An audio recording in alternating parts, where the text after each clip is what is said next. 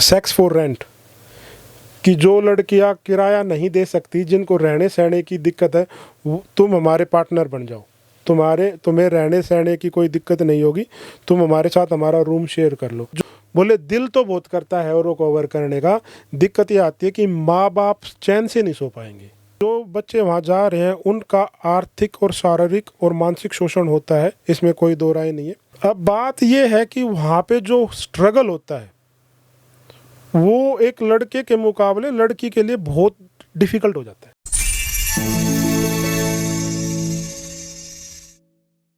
नमस्कार, मेरा नाम है सत सिंह। दी हरियाणा टॉक्स में आपका स्वागत है। आज मेरे जो विशेष मेहमान हैं वो आए हैं लंदन से, रोहित अहलावत। रोहित जो साहब हैं वो काउंसलर हैं लंदन में और अपने झज्जर के ही धांधलान गांव के निवासी हैं। और रोहित जी से मेरी मुलाकात बहुत पुरानी है, किसान आंदोलन में भी और उससे पहले भी इनके बारे में काफ़ी सारा अपडेट हमें मिलता रहता था। अपने जो हरियाणा के युवा हैं उनको अपडेट करते रहते हैं, गाइड करते रहते हैं और बहुत सारा सोशल वर्क भी करते हैं। तो आज रोहित भाई से लंदन के बारे में और भी उनसे जुड़ी हुई चीज़ों के बारे में आज हम बातचीत करेंगे। रोहित भाई, आपका हमारे पॉडकास्ट स्टूडियो में बहुत बहुत स्वागत है। बहुत बहुत धन्यवाद सत्सिंग भाई। और जो आपका पॉडकास्ट है बड़ा फेमस हो चुका है, क्योंकि आपका पॉडकास्ट पूरे जो भी हरियाणा वासी बाहर रहते हैं वो ज़रूर सुनते हैं। थैंक यू रोहित भाई, ये आप सभी की शुभकामनाएं हैं, आपका प्यार है कि हमें लंदन में बैठे हुए लोग भी देखते हैं। तो रोहित भाई ये बताओ कि अभी जो अपने हरियाणा वाले जो हैं पूरी दुनिया में कितने छाए हुए हैं? देखिए, हरियाणा वालों की धूम पूरी दुनिया में है, ये बात बिल्कुल सच्चा है। या क्योंकि अब जब भी कोई भी स्पोर्ट्स एक्टिविटी होती है तो उसमें जो भी मेडल टैली होती है उसमें बैकग्राउंड में यही पता चलता है कि वो हरियाणा बैकग्राउंड से है, पूरे छाए हुए हैं। अब राजनीतिक तौर पर भी हमारे काफ़ी साथी एक्टिव पॉलिटिक्स में बाहर फॉरेन कंट्रीज़ में आ रहे हैं। दूसरा, आईटी प्रोफेशनल की अगर हम बात करें तो हरियाणा के काफ़ी युवा आईटी प्रोफेशनल में, चाहे वो अमेरिका हो, इंग्लैंड हो, हर जगह वो छाए हुए हैं। फिर active politics in student union, उसमें भी अब हमारे युवा साथी बाहर, ये बातें मैं आपको इंग्लैंड और अमेरिका की बता रहा हूँ कि हमारे छात्र संघ के चुनाव में भी हरियाणा के बच्चे हिस्सा लेने लग गए। जी, आप काउंसलर हैं तो अपने जैसे यहाँ म्युनिसिपल काउंसलर होते हैं, क्या उसी तरह का फॉर्मेट है काउंसलिंग? देखिए सत्संग जी, वहाँ दो काउंसलर होते हैं। एक होता है टाउन काउंसलर, जो अपना नगर परिषद की तरह होता है, मैं वो भी हूँ। फिर उसके बाद जो उससे बड़ा लेवल आता है वो आता है बोरो काउंसलर का। बोरो काउंसलर, या आप उसको डिस्ट्रिक्ट काउंसलर बोल लें, काउंटी काउंसलर बोल लें, जिला पारिषद बोल लें, तो मैं वो भी हूँ। मज़े की बात क्या है कि उसमें ऐसा संविधान है कि आप दोनों पद पे एक साथ रह सकते हो। तो मैं टाउन काउंसलर भी हूँ और बोरो काउंसलर भी। और कौन से टाउन का नाम क्या है? ये जो जहाँ मैं रहता हूँ वो वोकिंगम बोरो काउंसिल है, और वोकिंगम बोरो काउंसिल में होगडन वार्ड है। मैं होगडन वार्ड से अर्ली टाउन काउंसलर भी और बोरो काउंसलर भी। जैसे हमारे यहाँ चुनाव होते हैं तो हमारे वाले तो जो है जैसे वोटिंग होता है और सिस्टम होता है, तो वहाँ क्या वोटिंग का सिस्टम है? ईवीएम से ही होता है वहाँ? नहीं, ईवीएम से नहीं होता, बैलेट पेपर से चुनाव होता है। और इंडिया की पॉलिटिक्स के मुकाबले वहाँ शांति प्रिय चुनाव होता है। उसमें धूम धड़ाका नहीं होता, रैलियाँ नहीं होती, रोड शो नहीं होता, माइक नहीं होता, स्पीकर नहीं होता। उसमें क्या होता है, डोर टू डोर का कैंपेन होता है। और अगर एमपी का चुनाव है तो दोनों कैंडिडेट को, चाहे वो 4 कैंडिडेट है किसी भी पार्टी के, जितने भी कैंडिडेट नॉमिनेटेड कैंडिडेट होते हैं उनका पहले लाइव डिबेट होता है। अच्छा जी, जैसे अमेरिका का प्रेसिडेंशियल इलेक्शन होता है। जी जी जी। हमें ओबामा की और वो दूसरे जो प्रेसिडेंट के थे हिलैरी क्लिंटन की याद है, जिस तरह डिबेट होती थी उसी तरह से होता है कुछ? बिल्कुल उसी तरीके से होता है। अगर मान लो कोई कैंडिडेट उसमें पार्टिसिपेट नहीं करना चाहता तो उसकी बड़ी, एक तरह से मैं हरियाणवी बोलूँ, थूथू होती है कि भाई हमारे कुछ मन में सवाल और जवाब थे कि तुम कल को इलेक्ट होगे तो तुम्हारी क्या पॉलिसी होगी। तो ये पहले उनका लाइव डिबेट होता है। तो उसमें क्या होता है, कैंडिडेट की नॉलेज भी पता चल जाती है और पब्लिक को भी ये पता चल जाता है कि ये कितना स्ट्रॉन्ग इसका ओपिनियन है किस मुद्दे को लेकर। और शाम को 7 बजे के बाद जैसे हमारे यहाँ बोतल खुल जाती है, वहाँ भी खुलती है? नहीं, ऐसा कुछ नहीं है। देखिए, बोतल खुलने का कारण कुछ और होता है कि यहाँ पे लोगों को भ्रमित किया जाता है बोतल से, पैसे से, बाहुबलीपन से। वहाँ नहीं, ऐसा कुछ नहीं होता। वहाँ जब मैंने पहला चुनाव लड़ा था तो जब भी मुझे इन चीज़ों का पता चला, वहाँ पर जो इलेक्शन कमीशन होता है वो एक अमाउंट निर्धारित कर देता है। मान लो अगर मेरे वार्ड में 10,000 घर हैं तो वो मुझे सिर्फ 10,000 पर्चों की परमिशन देता है। एक घर का एक लेटर आपको पोस्ट करना है और उसकी कॉस्ट आती है 1 पेंस, और वो हमें डिक्लेयर करना पड़ता है कि आपने कितना फंड लगाया। तो कोशिश ये करते हैं कि भाई एक घर में एक पर्चा जा रहा है तो उससे मैक्सिमम ये मैसेज कन्वे हो जाए कि हम क्या चाहते हैं। मैंने 2 चुनाव लड़े हैं ना, मैंने कभी वहाँ माइक यूज़ किया। करोड़ों रुपए खर्च नहीं हुए हैं? नहीं नहीं नहीं नहीं, बिल्कुल भी नहीं।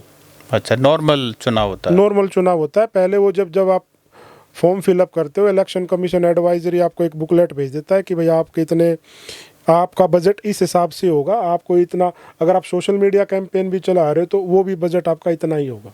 तो आपने गोरों को भी हराया तब बने हो? जी, मैंने जो दोनों बारी जो मैंने चुनाव जीता वो वहाँ के लोकल रेजिडेंट थे, और जो वहाँ पिछले मतलब उनकी 3rd जनरेशन उसी वार्ड में रहती है। तो वहाँ के क्या मुद्दे हैं? जैसे हमारे यहाँ तो बिजली, सड़क, पानी, ये मुद्दे हैं। देखिए, वहाँ सड़क का मुद्दा वहाँ भी है, बिजली पानी का तो मुद्दा नहीं है। देखो, हर कम्युनिटी का एक लोकल मुद्दा होता है। अब जैसे अब इंग्लैंड का मुद्दा है, एमपी लेवल पे माइग्रेशन का एक मुद्दा है कि बहुत ज़्यादा माइग्रेशन हो रहा है। साइलम्स का मुद्दा है, वो मुद्दा है। और जो एक बोरो काउंसलर के उसमें मुद्दा क्या होता है कि कोई नई डेवलपमेंट तो नहीं आ रही है। अब ग्रीन बेल्ट में कहीं नई डेवलपमेंट आ रही है, वो लोकल रेजिडेंट उसको पसंद नहीं करते। फिर स्कूल एजुकेशन का मुद्दा है।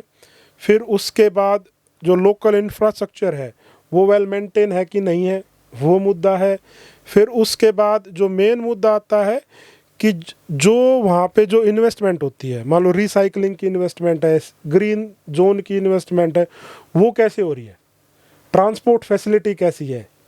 ये जो, अगर मैं यहाँ की भाषा में बताऊँ तो जैसे यहाँ पे जो एक विधायक काम करता है वो वहाँ पे काउंसलर का रोल अदा करता है, क्योंकि वहाँ एमएलए नहीं होता, सीएम नहीं होता, टाउन काउंसलर, बोरो काउंसलर और एमपी। तो जो बोरो काउंसलर और टाउन काउंसलर बनते हैं वो मेयर बनाते हैं। तो जैसे अब हमारे यहाँ एमपी की बात की आपने, विधायक की बात की, गनमैन होता है, यहाँ लाल बत्ती तो चलो अब कम हो गई और हटले हटले होता है, वहाँ भी ऐसे ही होता है? बिल्कुल भी नहीं होता सत्सिंह जी। अभी एमपी का जो चुनाव हुआ था 2024 में, मैं हमारी जो एक्स प्राइम मिनिस्टर थी मिसिस थेरेसा मे, मैं उनके साथ चुनाव प्रचार कर रहा था और हम दोनों बिल्कुल साथ साथ चुनाव प्रचार कर रहे थे। वो एक पीएम, एक्स पीएम रही हैं, पहले होम सेक्रेटरी रही हैं, तो एक बड़ी हस्ती हैं। उनको सिर्फ 2 सिक्योरिटी गार्ड मिले होते क्योंकि वो एक प्राइम मिनिस्टर पर्सन रह चुकी हैं। तो जो लोकल एमपी है उसको कोई सिक्योरिटी नहीं मिलती, कोई लाल बत्ती नहीं मिलती, गाड़ी तक नहीं मिलती। तो कोई हटले हटले नहीं है? कोई हटले हटले नहीं है भाई साहब। और एक बात मैं आपको बताऊं, सिर्फ उनको एडमिनिस्ट्रेशन के बंदे मिलते हैं जो उनके ऑफिस को मेंटेन करते हैं।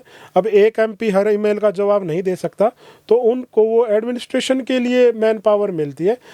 गनमैन, गाड़ी, कोई प्रायोरिटी ऐसा कुछ नहीं मिलता। तो हमारे यहाँ जैसे देखा जाता है कि अगर कोई किसी पॉलिटिशियन से सवाल पूछ ले तो बाउंसर वगैरह उसको, आप समझ रहे हो, या तो उस मीटिंग से बाहर निकाल देते हैं या उसका हरासमेंट करते हैं। वहाँ क्या सवाल पूछा जाए तो कुछ इस तरह का भी खतरा है? देखिए, अब वो एक person to person personal behaviour पे डिपेंड करता है। मैं आपको अपना एक एग्जांपल देता हूँ। मैं किसी के घर चुनाव के दौरान डोर टू डोर कैंपेन कर रहा था, तो एक महिला थी वहीं की, अंग्रेज, 65 वर्ष की उम्र होगी उनकी तकरीबन ना। वो मुझे देख के बिल्कुल गुस्से में होगी। मतलब अगर वो हरियाणा की होती तो क्या बता, मेरे मार भी देती, कोई ताई होती तो पीट भी देती। तो वो उनका गुस्सा ये था कि पिछले 15 साल से तुम्हारी पार्टी का कोई बंदा वोट मांगने नहीं आ रहा हमारे घर, कंजर्वेटिव पार्टी का। तो बोले कि हम हार्डकोर कंजर्वेटिव हैं लेकिन हमारे घर कोई वोट मांगने नहीं आता। उसका दुख था ये। तो मैं बोला कि भाई 15 साल की तो मैं कोई गारंटी ले नहीं सकता, लेकिन अब मैं तो आ गया ना। तो सत्सिंह जी, उसने ना पूरा गुस्सा, उसने अपने हस्बैंड को बुलाया, तो कहती है कम लुक हु इज हेयर। तो जैसे कंजर्वेटिव को टोरीज भी बोलते हैं, तो बोले कि टोरीज मैन्स आर हेयर। फिर वो भी गुस्से में आया। तो मुझे इतना पता चल गया था कि वोट तो ये दे देगी। तो फिर कईयों का क्या होता है, ये एक उदाहरण था। दूसरा क्या है, जैसे हम रोजेट लगा के जाते हैं, अपनी पार्टी का बल्ला लगा के जाते हैं। मैंने डोर नॉक किया, उसने देखा कि कंजर्वेटिव पार्टी का, उसने डोर बंद कर दिया ऑन योर फेस। बिल्कुल। उसने बोल दिया सॉरी, जैसे वो कलर बोलते हैं, अब हमारी ओपोजिशन का येलो कलर है तो येलो कलर को देखेंगे दिस इज माय कलर। अब हमारा ब्लू कलर है, ब्लू कलर देखते ही बोलते हैं आई डोंट लाइक ब्लू, वो हिंट में बात कर देते हैं। हमारे यहाँ जैसे वो नोटों की माला डलती है या हजार की 500 वहाँ भी डलती है। अभी इंटरव्यू के बाद मैं हमारी जो वोकिंगम बोरो काउंसिल की वेबसाइट है उसमें डिक्लेरेशन फॉर्म आपको दिखाऊंगा। उसमें ये बोला हुआ है अगर आप किसी ऑफिशियल इनविटेशन में कहीं गए हैं और किसी ने 25 पाउंड से ऊपर का आपको कोई भी वैल्यूएबल गिफ्ट दिया तो आपको डिक्लेयर करना होगा। 25 पाउंड का मतलब है 2500 रुपये। अच्छा, इतनी सख्ताई है जी, इतनी ट्रांसपेरेंसी है जी। और नियम सभी के लिए एक जैसे हैं? नियम एक काउंसलर से लेके प्राइम मिनिस्टर तक सेम नियम है। अच्छा रोहित भाई, आप करते क्या है वहाँ पे? देखिए, मैं एज ए स्टूडेंट गया था, फिर मैंने वहाँ पे जॉब की, फिर मैंने एक छोटा सा बिजनेस स्टार्ट किया। अब मैं एक आईटी मार्केटिंग कंसल्टेंसी फर्म चलाता हूँ। मेरी वाइफ आईटी प्रोफेशनल है और मैं, जैसा अब आपने मेरा बारे में बताया था कि मैं सोशल और थोड़ा पॉलिटिकल एक्टिव रहता हूँ, तो दाल रोटी मेरी से चलती है। अच्छा, कितने साल पहले गए थे? मैं 16 साल पहले गया था। अच्छा, 16 साल में देखा होगा कि स्टूडेंट्स का माइग्रेशन शायद पहले तो इक्का दुक्का ही जाता था, अब तो इंडिया से इतने स्टूडेंट जाते हैं। और अच्छी बात और नई बात ये है कि लड़कियां भी जाती हैं। तो क्या इस ट्रेंड में आप देखते हो, क्या वहाँ खूब स्टूडेंट आ रहे हैं? देखिए, मैं लड़का और लड़की में कोई डिफ्रेंशिएट नहीं करता हूँ। पढ़ने का अधिकार सबको है, रोज़गार करने का अधिकार सबको है, और बाहर जब जाते हैं तो सबकी सेफ्टी सिक्योरिटी सही होती है, कोई डर भय नहीं होता। लेकिन अब जो आपने सवाल किया कि अब ज़्यादा जाने लगे, ये बिल्कुल सही बात है कि अब ज़्यादा जाने लगे। जब मैं गया था तो हम ये देखते थे कि हरियाणा का कोई दूर दूर तक मिल जाएगा, अब एक ही शहर में हरियाणा के 100 150 फैमिली हो गई है। ठीक है, अब बात ये है कि वहाँ पे जो स्ट्रगल होता है वो एक लड़के के मुकाबले लड़की के लिए बहुत डिफ़िकल्ट हो जाता है। क्यों, लंदन में तो क्या दिक्कत होनी चाहिए, वहाँ तो पूरी सेफ्टी सिक्योरिटी है। ये सेफ्टी सिक्योरिटी की बात नहीं कर रहा हूँ मैं धनखड़ जी। अब क्या होता है, लड़का है, उसको डे नाइट शिफ्ट करनी है, कोई हार्ड जॉब करनी है। मैं ये अनस्किल्ड जॉब के बारे में बात कर रहा हूँ। अच्छा, मैं स्किल की बात नहीं कर रहा हूँ, जो अनस्किल, जो हरियाणा पंजाब का एक ट्रेंड बना हुआ है कि भाई कोई भी 20 लाख 30 लाख रुपए दे और वेटर की नौकरी कर लेंगे वहाँ जाके। हाँ, साफ सफाई कर लेंगे जी, बिल्डिंग कंस्ट्रक्शन का काम कर लेंगे। ठीक है, अब लड़का है वो किसी को बोलो कि गोडाउन में तूने माल लोड करना है, वो माल लोड कर लेगा। किसी को बोल देंगे कि तुझे कंस्ट्रक्शन का काम करना है, तुझे सारा दिन ड्रिल मशीन चलानी है, वो एक लड़की नहीं कर सकती। हाँ, तो लेबर वाला काम है। हाँ, लेबर वाला का। रोहित भाई, मैंने अभी हाल ही में एक न्यूज़ बड़ी वायरल हुई थी, हो सकता है वो शायद पुरानी कोई क्लिप हो, जिसमें कोई हिंदी अखबार ने छापा हुआ था कि बाहर के देशों में यूके वगैरह में जो लड़कियां हैं वो कुछ इस तरह से कि वो फ्लैश ट्रेड में भी चली गई हैं और उनका जो शोषण करने वाले हैं वो अपने इंडियंस ही हैं। ये बात कितनी सही है? बड़ी शॉकिंग है, डिस्टर्बिंग है। देखिए, बहुत डिस्टर्बिंग है, और आप तो हिंदुस्तान में रहते हैं, आपके लिए डिस्टर्बिंग होना वाजिब है। लेकिन हम इतने मजबूर है कि हम वहाँ पे रहते हुए भी कुछ नहीं कर पाते, क्योंकि जो बच्चे वहाँ जा रहे हैं उनका आर्थिक और शारीरिक और मानसिक शोषण होता है, इसमें कोई दो राय नहीं है। अब मैं आपके सवाल पे आता हूँ कि जो लड़कियों का एक शोषण होता है। सत्सिंह जी, 2023 में जब इंग्लैंड में ये लड़कियों के शोषण की खबर फैली थी तो ये इस बड़े लेवल पे फैली थी कि वहाँ की सरकार ने एक हेल्पलाइन जारी की थी, जिसका मैं आपके दर्शकों को नाम बताना चाहूँ, सेक्स फॉर रेंट। कि जो लड़कियाँ किराया नहीं दे सकती, जिनको रहने सहने की दिक्कत है, तुम हमारे पार्टनर बन जाओ, तुम्हें रहने सहने की कोई दिक्कत नहीं होगी, तुम हमारे साथ हमारा रूम शेयर कर लो। तो अब आप ये बताइए, क्या कोई सरकार बगैर जांच पड़ताल के ऐसा नियम बनाएगी? नहीं, पूरा एनफ डॉक्यूमेंट होगा, सबूत होगा, एविडेंस होगा, और रिपीटेड इस तरह की घटनाएं आएंगी, तब जाके वो पॉलिसी बनती है। जी, तो ये बिल्कुल सच्ची बात है। देखिए, इसका कारण क्या है? मैं इसके कई कारण मानता हूँ। अच्छा, ये होता है बिल्कुल होता है। इंडियन गर्ल्स के साथ होता है या सब वहाँ और भी? देखिए, सभी के साथ होता है जो वहाँ पर जाकर अपने आप को सरेंडर कर देता है। अब सरेंडर करने की मजबूरी क्या है? पैसा नहीं है। ऑब्वियसली, घर से तो एक लिमिट से मंगा सकते हैं। जी, दूसरा क्या होता है कि खासकर मैं हरियाणा पंजाब या एज ए इंडियन की बात करूं तो जो लड़कियां या लड़के बाहर जाते हैं वो लोअर मिडिल क्लास के बच्चे ज़्यादा होते हैं। या तो किसी ने ज़मीन बेची है या किसी ने ब्याज पे पैसा लिया है, लोन लिया है। फिर दूसरा क्या होता है कि उनको ये वो सपने दिखाए जाते हैं कि तुम 6 महीने की फ़ीस भर के चले जाओ, वहाँ जाने के बाद तुम इतना पैसा कमा लोगे कि अपनी पढ़ाई की फ़ीस पूरी कर दोगे, और जो इंडिया से ब्याज पे पैसे लेके आए हो वापस तुम यहाँ से कमा के भेज सकते हो। फिर माँ बाप को वो अपना दुख बता नहीं पाते बच्चे कि हम किस सिचुएशन में हैं, और वो वहाँ से रास्ता भटक जाते हैं और फिर वो शोषण का शिकार हो जाते हैं। तो शोषण करने वाले क्या अपने इंडियन ही है? जैसे एक खबर में लिखा हुआ था, मुझे तो नहीं पता, मैं तो लंदन कभी गया नहीं। देखिए, शोषण करने वाले, अब बंदा किसके पास जाता है? कुछ अपना सा हो, जानने वाला हो, अपनी बोली बोलने वाला हो, कलर मैच करता हो, नेशनलिटी मैच करते हो, प्रेफरेंस तो वही रहती है। गोरा या वहाँ का रहने वाला ये काम नहीं करेगा, क्योंकि उसको ये पता होता है कि मैंने इसके साथ किया और उसके पास सारे राइट है, तो ये तुझे सज़ा दिलवा सकती है। लेकिन हमारे लोगों का क्या है, वो पहले हमारे बच्चों की कमज़ोरियाँ पकड़ लेते हैं कि इसको पैसे की तकलीफ़ है, ये 2 नंबर में हो चुकी है, इसके पास इंडिया से प्रेशर है पैसे भेजने का, इसके पास रहने के लिए ठिकाना नहीं है। अभी कुछ दिन पहले यूके गवर्नमेंट ने ये यहाँ तक बोल दिया था कि अगर आप स्टूडेंट वीज़ा की एप्लीकेशन लगाना चाहते हो तो पहले हमें आप यहाँ का कोई प्रूफ दिखाओ कि आप यहाँ पे जाके रुकोगे और आपने यहाँ की पैसे दे दिए हैं, क्योंकि उनको पता था जब स्टूडेंट वहाँ चले जाते हैं तो उनको रहने की दिक्कत होती है। तो वहाँ का काम नहीं मिलता है या इशू क्या है? कि क्योंकि वॉलंटरी तो कोई ये काम करेगा नहीं, लड़की चाहे वो किसी भी इकोनॉमिक स्ट्रेटा से जाए, वो मजबूरी वश ही इस तरह के चीज़ों पे उतरेगी। वो सत्सिंह जी जैसे कहते हैं ना, दूर के ढोल सुहावने लगना। अब कुछ लोग यहाँ से मम्मी पापा से ज़बरदस्ती करके चलाते, फलाना चला गया, धकड़ा चला गया, मैं भी चला जाता हूँ। यही होता है। अब ये बोलते कि मैं क्यों नहीं, जब वो जास का है मैं क्यों नहीं। और जो वहाँ चला जाता है वो उन बच्चों की बहुत बड़ी मजबूरी होती है, मैं खुद समझ सकता हूँ। वो कहते हैं कि भाई साहब हमें ये प्रॉब्लम हो गई है। मैं कहता हूँ भाई बोल दे, औरों को तो अवेयर करो ना कि जो तुम्हारे साथ दुर्घटना होगी या जिस जासे में तुम आगे, औरों को भी अवेयर करो।